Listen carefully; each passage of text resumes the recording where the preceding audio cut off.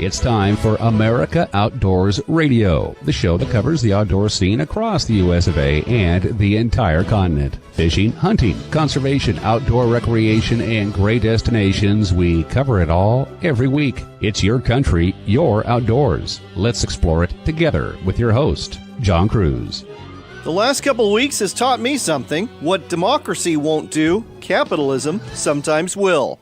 With Congress doing little in the wake of the Parkland, Florida school shooting, several store chains across the nation are taking gun control into their own hands.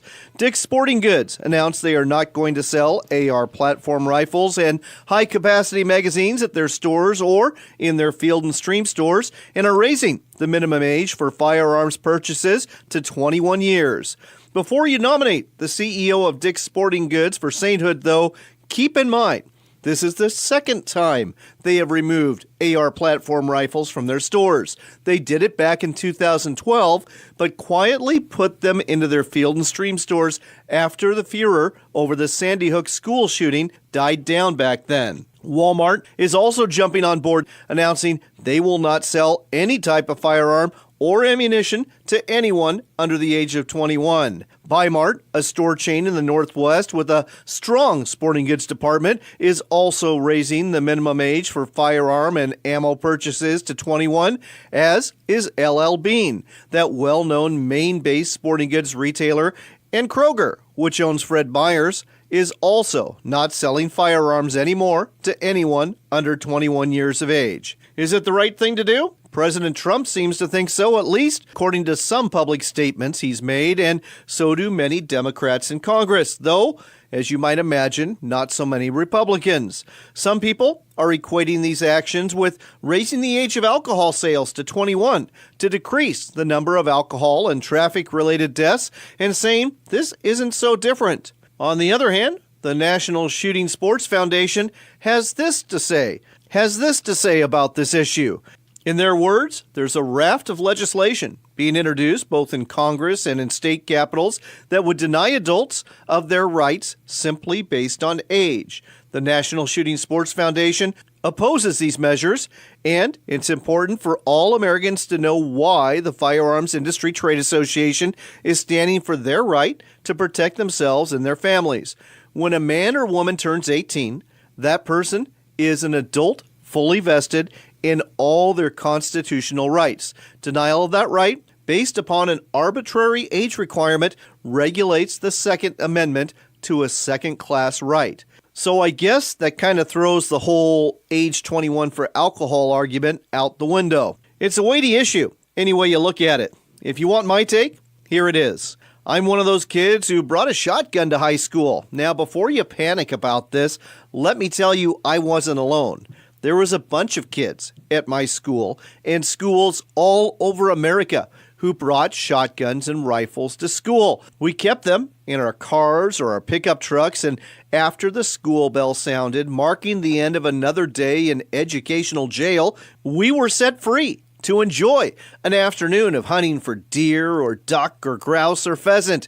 And you know what? Nobody was bringing those firearms into the schools to do mass shootings in the 1960s, 70s, or 80s. The epidemic of modern school shootings accelerated in the 1990s into a regular occurrence at middle schools, high schools, and colleges across the nation, and seemingly only in our nation on a regular basis. So, what's changed? I would say our society has. Instead of interacting with each other, we tend to interact with technology first and people second.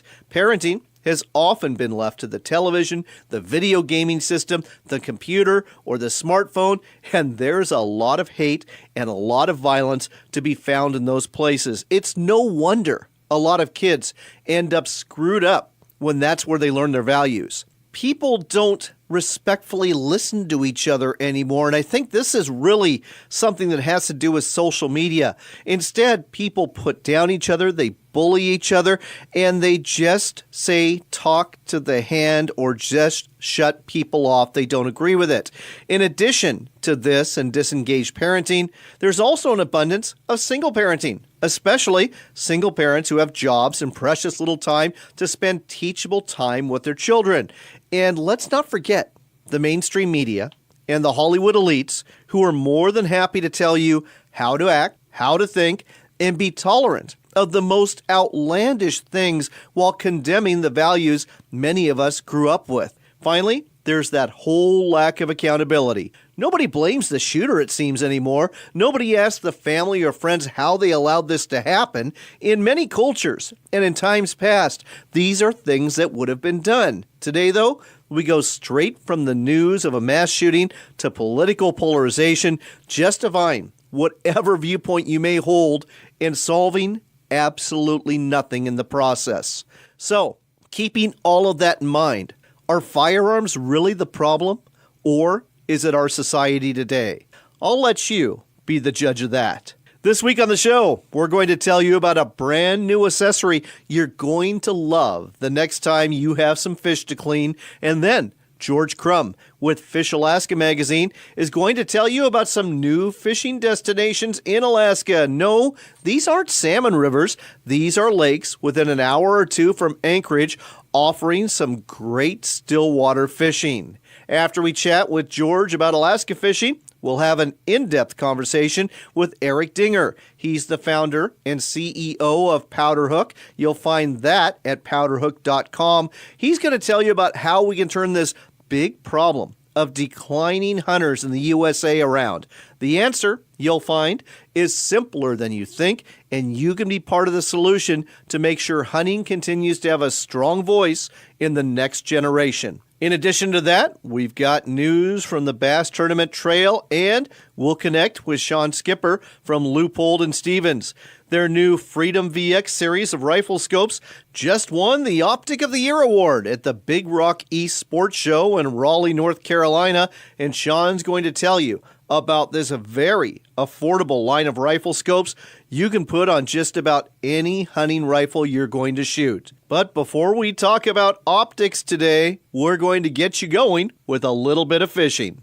We're excited to tell you about a product that we discovered at Fish Camp last year and is now on display at the Pacific Northwest Sportsman Show in Portland. Now, if you're an angler and you are on a boat, you probably have a carpet somewhere, maybe nailed to a board that you use for your fish cleaning. And I bet you in the summer it stinks to high heaven. Maybe you just use a cutting board. And if you're like me, that fish is sliding all over the place. And maybe, like me, you maybe you've even cut yourself a time or two filleting that fish. Well, you are going to want to hear about the Fillet Away Fish Mat. And with us here to tell you more about it is Conan Byman. Conan, welcome to the show. Hey, thanks, John. Really appreciate it. So this is, on the surface, it's a rubber mat. But it's a lot more than that, isn't it?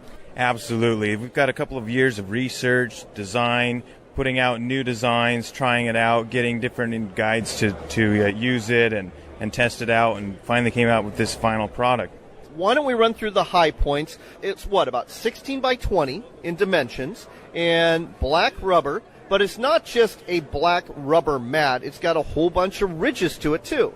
There's rubber pegs on it, and actually it's a 14 by 19. The rubber pegs keep the fish in place. They also keep it on an elevated surface that allows all the blood and guts to drain down below. So the mat doesn't slip on any surface that you put it on. The material it's made out of is partially vulcanized rubber like your car tires and grips any surface extremely well. It holds the fish in place. It keeps it elevated above all that slime. Cleanup takes just a few seconds. Dip it in the lake, swish it around, hose it off with your garden hose. You can even put it in the dishwasher if your wife will let you.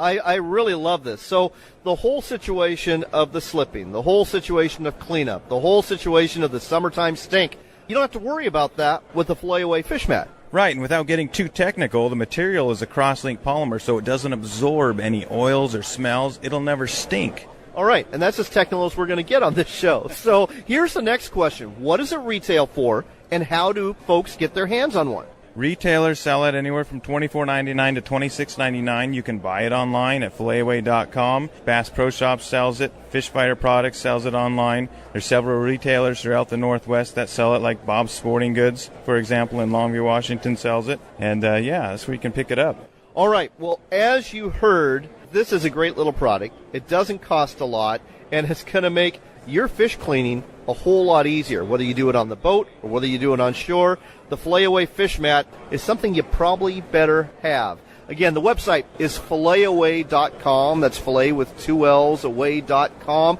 They're a Northwest company, and I have a feeling this is going to take off way beyond the Northwest. It's just a great idea, and I think anglers are going to really embrace it. Absolutely, John. Already we've got it in 40 Bass Pro Shops throughout the Southeast and some stores in the East, like in New York, Fish 307. One more thing, this is a 100% made in America product. Absolutely love it. Again, Fillet Away Fish Mats. They're made in Post Falls, Idaho, and they are available to you right now. Go to filletaway.com to check them out, find out more, and order yours today. Thanks, Conan. Thank you very much. Fillet Away.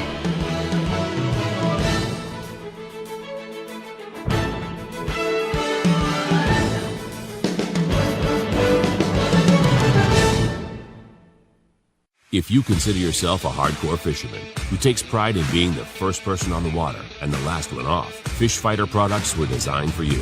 Fish Fighter products are used by the top fishing guides in the Northwest because they know having the right equipment is imperative to a successful fishing trip. With our Relentless Series tackle trays, rocket launcher rod racks, and breakaway river anchors, you'll spend more time chasing the fish, not your gear. Designed and built right here in the USA. Gear up at fishfighterproducts.com. Where can you find 4 rivers, 3 great fisheries, 2 majestic mountains, and 1 fantastic adventure all year round? Sensational The Dalles. Active community, authentic food, and great beer. ExploreTheDalles.com. Come and create your own adventure, and maybe even you can hook a river monster in the Dalles.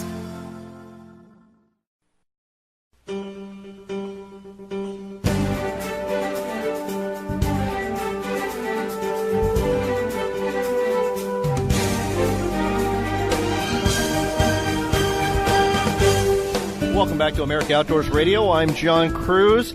We're going to take you to Alaska. Now, I know when you think about Alaska and you think about fishing, 2 images probably come to mind. Image number 1, being out in the salt water, reeling up a big halibut or maybe some salmon.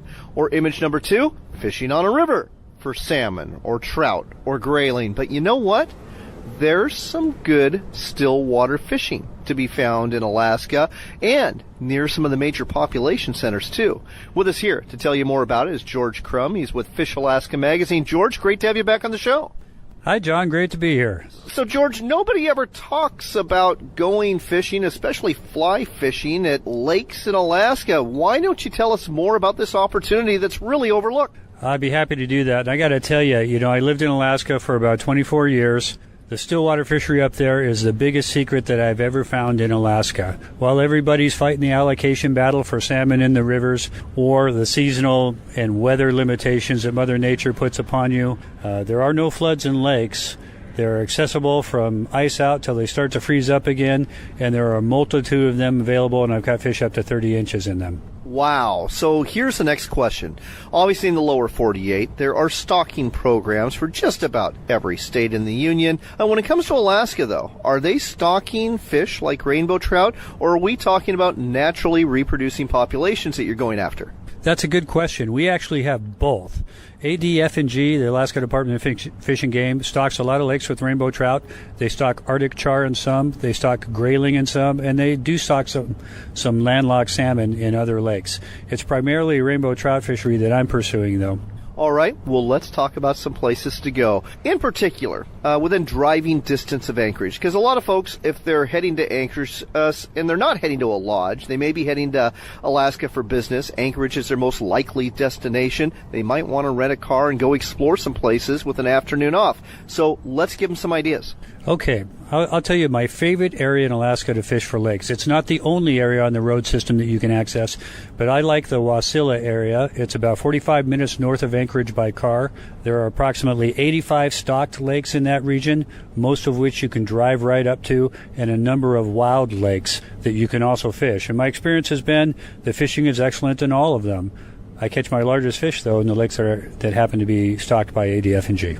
Wow. Now, here's the next question. Public access. Again, in the lower 48, a lot of the lakes are surrounded by homes, and there might be an access site or maybe a state park or something, but getting onto that lake can be difficult. What's it like in the last frontier? We have the same sort of thing. In some places we have really nice access. For instance, one of my favorite lakes is a rather large lake called Finger Lake, and it's got a state campground right there and a nice little boat launch.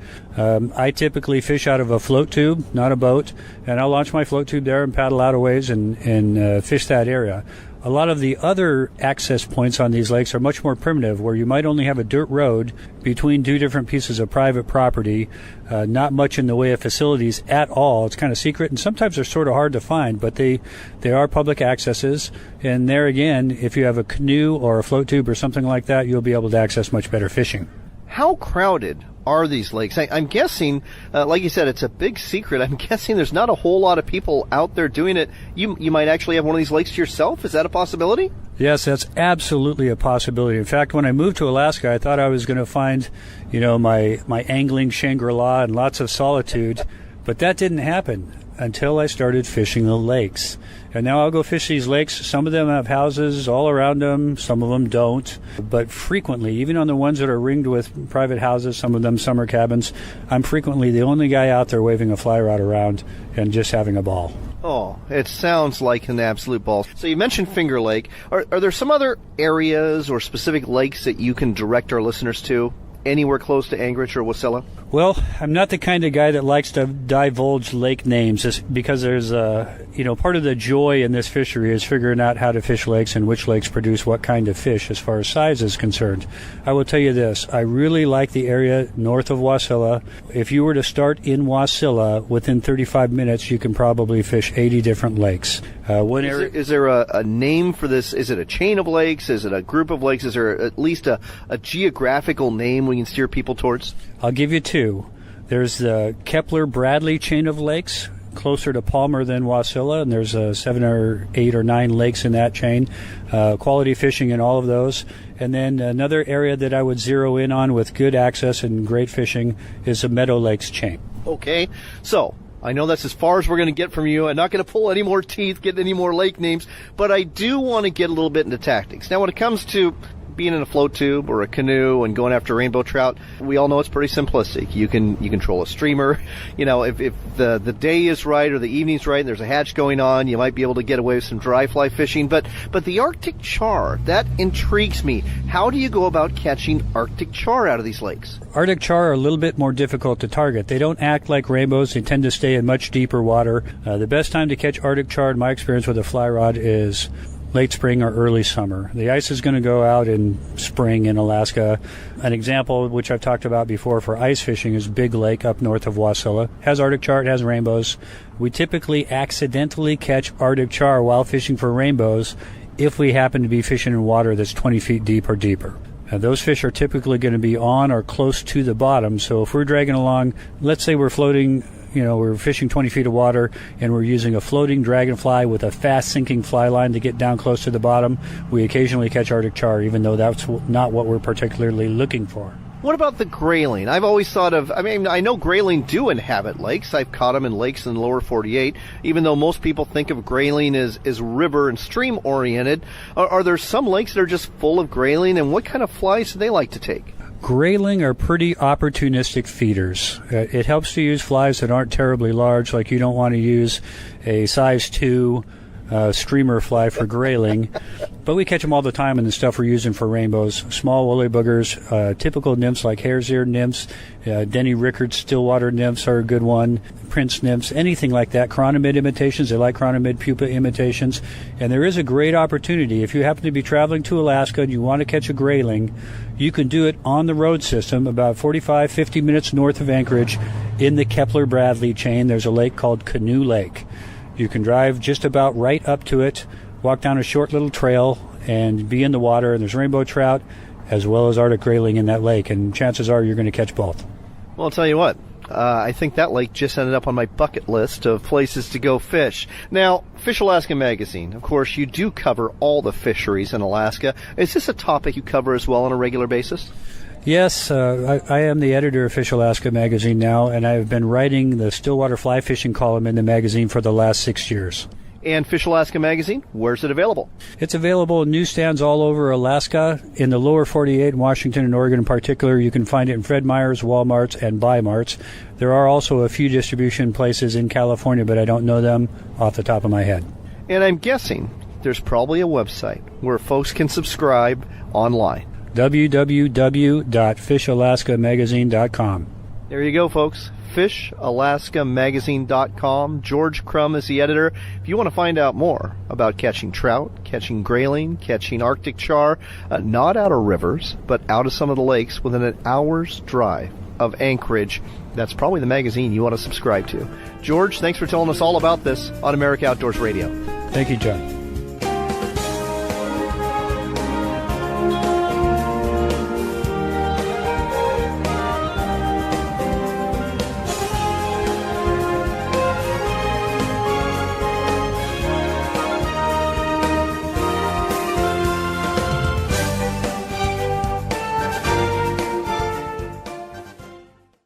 I'd like to welcome a new sponsor to our show. It's Sportsman's Cove Lodge, and many anglers who have been there will tell you it really is Alaska's best lodge. Sportsman's Cove Lodge sits on a salmon highway full of kings and silvers. There's halibut too, and there are some really big ones. Finally, with decades of experience taking care of customers, Sportsman's Cove Lodge knows how to treat you right from start to finish. Ready to book your trip of a lifetime? Then call Sportsman's Cove Lodge at 800-962-7889. That's 800-962-7889. 800-962-7889 for Sportsman's Cove Lodge.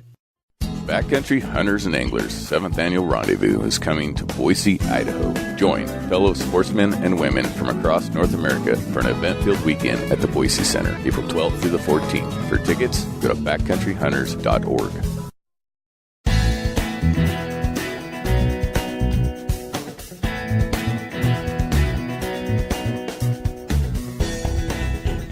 Welcome back to America Outdoors Radio. I'm John Kruse. Ladies and gentlemen, we've got a big problem if you are a hunter, and I'll tell you what it is. Our community is shrinking. In fact, it's shrinking by a whole lot. All you have to do is look at surveys from the U.S. Fish and Wildlife Service to see how far we've gone downhill. With us here to tell you more about that, and somebody who has some ideas on how to correct that, is Eric Dinger. He is the CEO of Powderhook, and their website is powderhook.com. Eric, welcome to the show.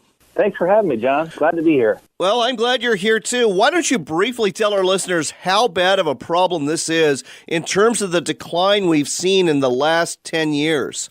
Sure. Well, 10 years ago in this country, there were 18.5 million hunters, and last year the survey data out of U.S. Fish and Wildlife said there are around 11 million hunters. That's licensed buyers, unique people in this country that are hunters. And so that's a decline of 30+% in 10 years, and, you know, over the past 5, it went from 13.5 down to 11. So it's not slowing down, seemingly. And the scary part about that, you know, for those of you who find that scary, is the baby boomers now are reaching the age where they're going to stop hunting, and that's the biggest group of hunters in the history of this country, A, and then B, the biggest group of conservation funders this world has ever known. And as those people age out of the system, we've got to do a lot of work here to turn that number around, or we're looking at a very different future for hunting than the one we've enjoyed in the past.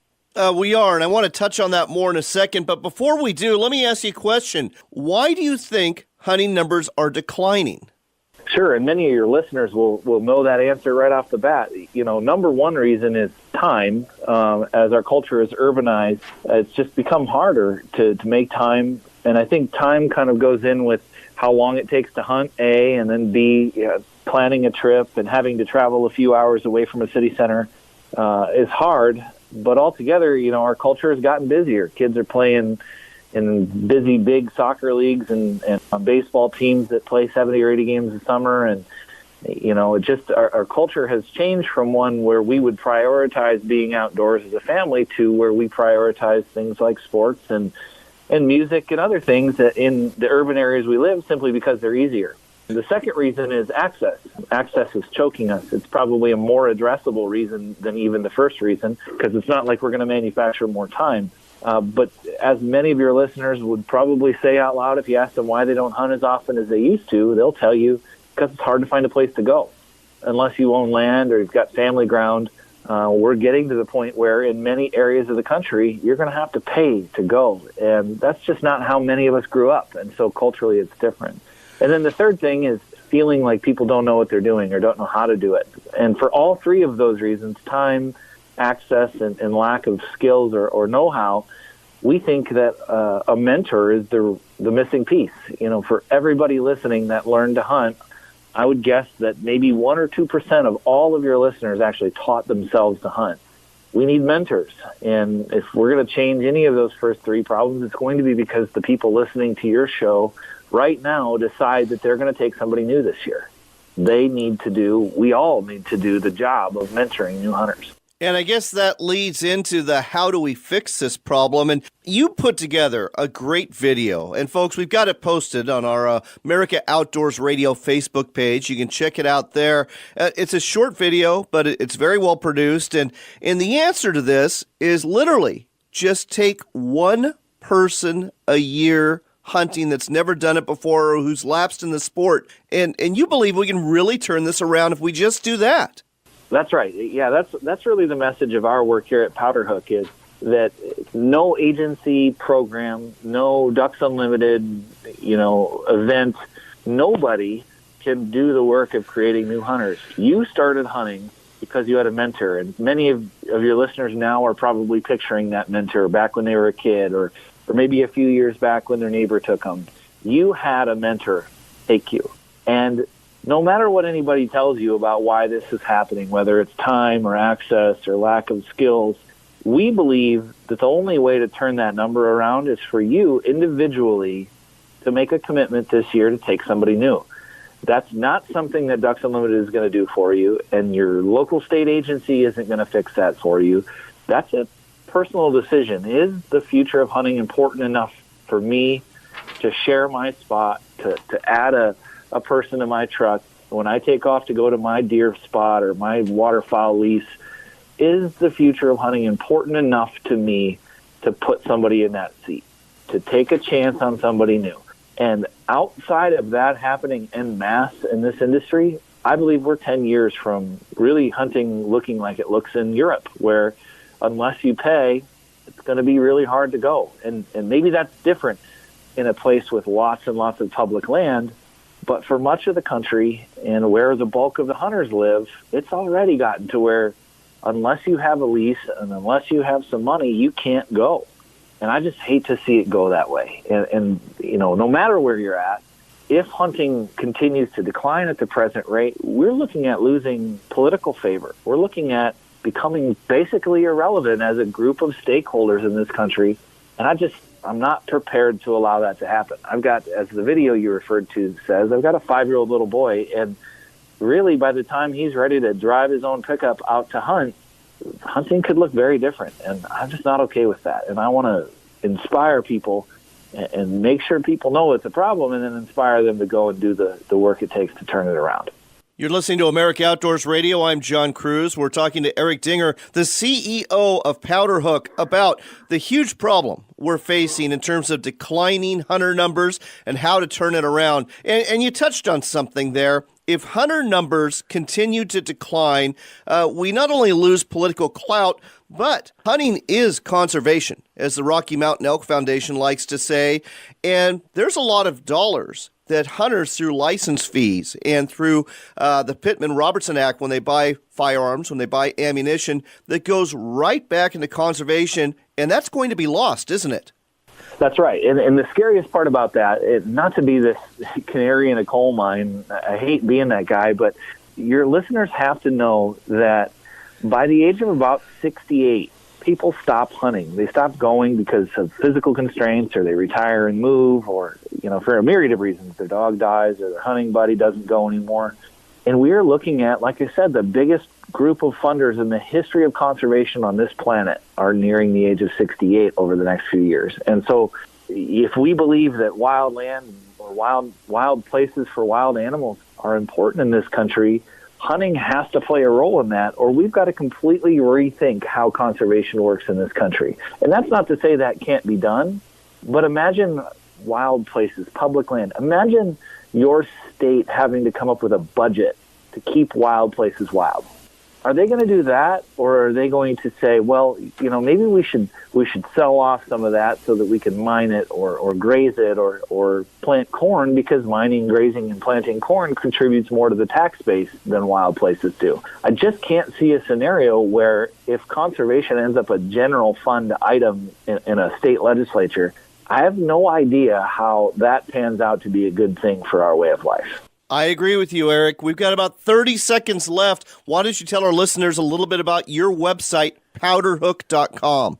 Sure, yeah. So hit us up at powderhook.com. Grab our app, actually. If you search in your App Store or Android, Google Play Store, search Powderhook, all one word, like gunpowder fish hook. What we're trying to do is show people how mentoring can happen quickly. While you're waiting on a conference line for that awkward 5 minutes before the conference call starts, you could be a mentor to somebody using our technology. Today, we've got around 900 people we call digital mentors throughout the country. So if you're new to the outdoors, grab our app and start asking our mentors questions. And if you've been around a while and you know what you're doing, think about becoming a digital mentor in Powderhook. It'll literally take you a minute or two a week, and you can make a big difference for somebody. That's powderhook.com. That's the website where you can learn about fishing and hunting or be a mentor to others and pick up a whole lot of information in the process. Powderhook.com is the website. The CEO is Eric Dinger. Eric, thanks for sharing your thoughts with us today on America Outdoors Radio. Thanks for having me, John.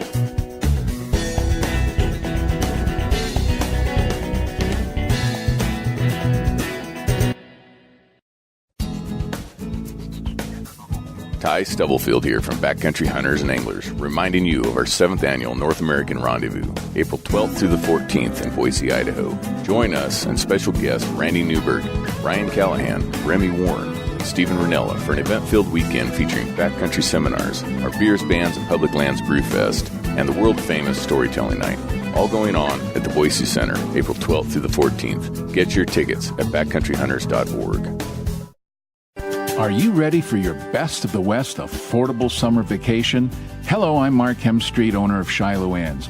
Many of the big hotel chains will have hidden extra fees for things like parking, internet, so-called resort fees, and lots more. The list is as long as it is sneaky. But at Shiloh Inns and Suites Hotels, there are no hidden fees. Shiloh amenities are all free, like Shiloh's spacious pools and spas, steam and sauna rooms, fully equipped fitness centers, and even the kids stay free. And don't forget that Shiloh Inns also provide a free continental or full hot delicious breakfast at most Shiloh Inns. Now that's affordable excellence. For reservations, call 1-800-222-2244 or visit our website at shilohinns.com. Smoke-free and dog-friendly Shiloh Inns, American family-owned and proud of it. I'd like to welcome a new sponsor to our show. It's Sportsman's Cove Lodge, and many anglers who have been there will tell you it really is Alaska's best lodge. Sportsman's Cove Lodge sits on a salmon highway full of kings and silvers. There's halibut too, and there are some really big ones. Finally, with decades of experience taking care of customers, Sportsman's Cove Lodge knows how to treat you right from start to finish. Ready to book your trip of a lifetime? Then call Sportsman's Cove Lodge at 800-962-7889. That's 800-962-7889. 800-962-7889 for Sportsman's Cove Lodge. Looking to reel in the marketing opportunity of a lifetime? Then set the hook, because we've got it right here. America Outdoors Radio has sponsorships available, and we offer an affordable platform to reach thousands of listeners interested in fishing, hunting, and the outdoors. Find out more by contacting host John Kruse through his website at AmericaOutdoorsRadio.com. That's AmericaOutdoorsRadio.com. But hurry, if you wait too long, this big opportunity might just get away. That's AmericaOutdoorsRadio.com. If you consider yourself a hardcore fisherman who takes pride in being the first person on the water and the last one off, Fish Fighter products are designed and built for you right here in the USA.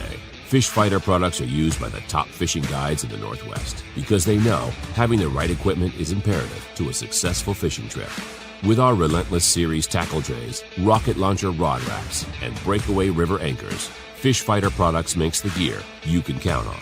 Find out more at fishfighterproducts.com.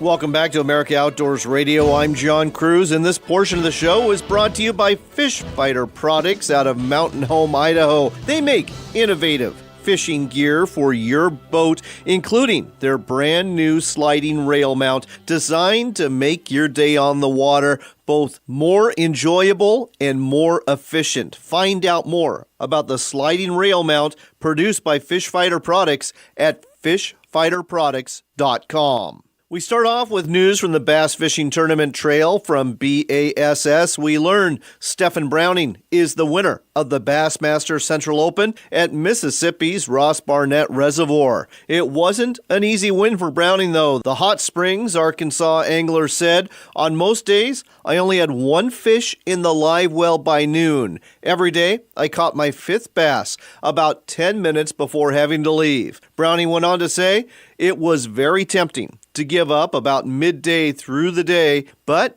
that was also the turning point in my mind to stay focused, bear down, and grind it out." The longtime Bassmaster Elite Series pro also staged a come-from-behind win after going from 5th place on Saturday. His score after 3 days of fishing was 15 bass weighing 44 pounds, beating the person that was leading him, Japanese angler Ken Iobi, who finished second with 42 pounds and 13 ounces. Meanwhile, on the Fishing League Worldwide Bass Circuit, local pro Matt Beatty of Bainbridge, Georgia, won the Costa FLW Series Southeastern Division event at Lake Seminole, presented by TH Marine last Saturday, after bringing a limit of bass weighing 20 pounds, 3 ounces to the scale. Beatty's 2-day total of 45 pounds gave him the win by a 2-pound, 3-ounce margin in the wind-shortened event and earned him a winner's check worth $56,200.